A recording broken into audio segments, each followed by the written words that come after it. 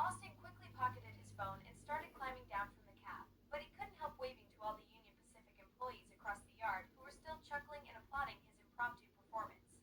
As he walked away, Austin could hear Ed's radio crackling with messages.